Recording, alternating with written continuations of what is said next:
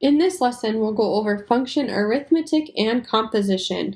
Specifically, we'll learn to add, subtract, multiply, and divide functions, and we'll understand and evaluate composition of two functions. First, with function arithmetic, you want to make sure you're performing the given operation, and then determining the input value here is going to be really important. Sometimes it just stays as x, so you add two functions and leave it in terms of x, and sometimes the notation is telling us to put in a certain value. So example 1, suppose f and g are defined for all real numbers of x as follows. F of x equals 3x squared minus 5, and g of x is equal to x minus 2. We're going to find the following: f minus g of x, f plus g of 2, and f divided by g of negative 1. So I have a slide dedicated to each portion of these, so we have enough room. So the first, what we're going to do is f minus g of x. So first, this notation is telling us to subtract the two functions, f minus g.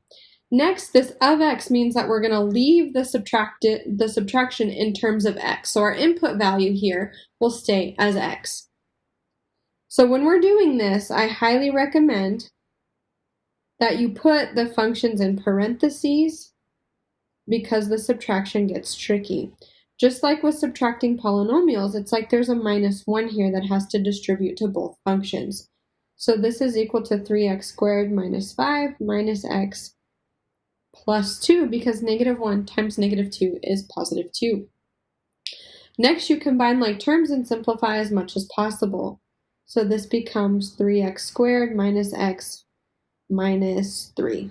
Okay, you don't have to write it in any particular order. I just write my powers in descending order. Okay, and since our function needs to stay in terms of x, you don't have to put any other input value there. Also be careful that this doesn't mean that we multiply everything by x. I see that a lot as a common mistake. This x is our input for the function. Next, f plus g of 2, I'm going to go over two ways to do this problem. The first way is to find f plus g of x first, which means that we would add the two functions, which when we do the addition, so we have f plus g of x equal to 3x squared plus x minus 7. Okay, now with this 2 in parentheses, that tells us we need to input x as 2 into the addition of the two functions. So what that looks like is we have f plus g of 2. So everywhere we see an x, we're going to put a 2.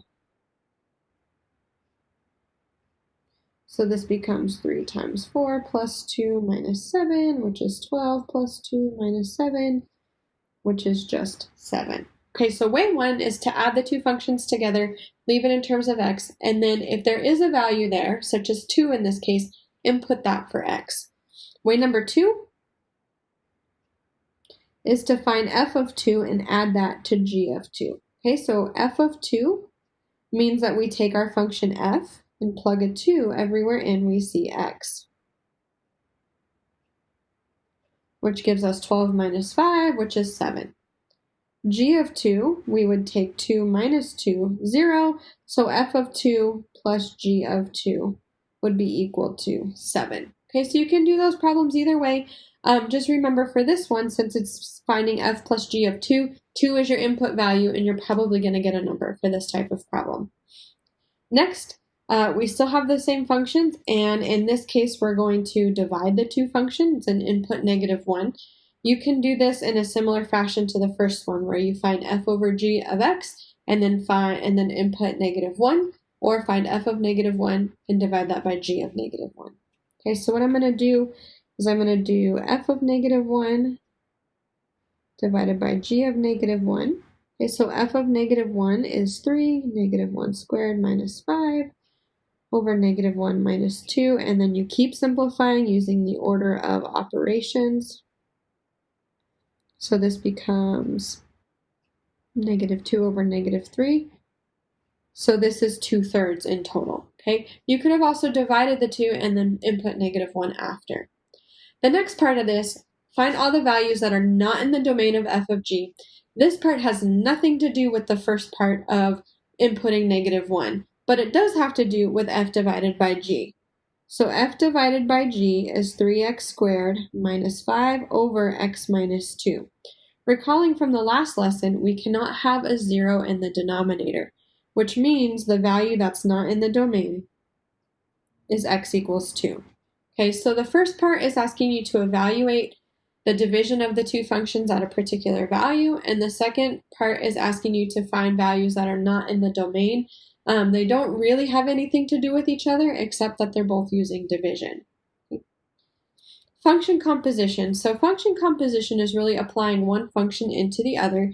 In function composition, the notation is denoted as an open circle. You need to know that this is what the notation is for composition. Example 1a, suppose functions p and q are defined for all real numbers of x as follows. P of q is equal to negative x plus 2, and q of x is equal to x squared.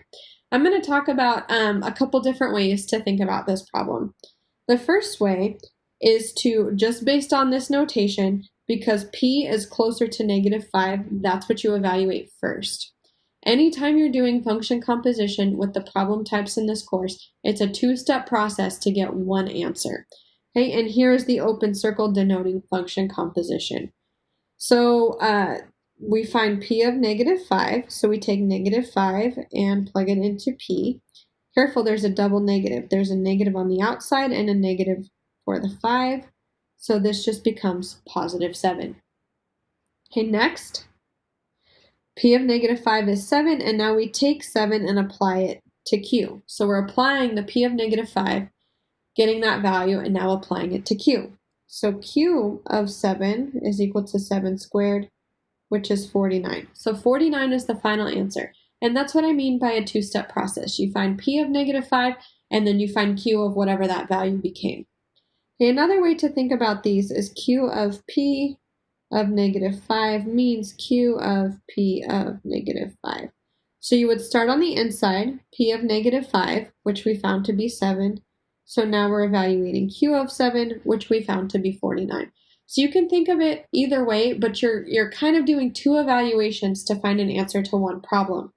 Where this becomes confusing is now instead of doing q of p of negative 5, I'm going to do p of q of negative 5.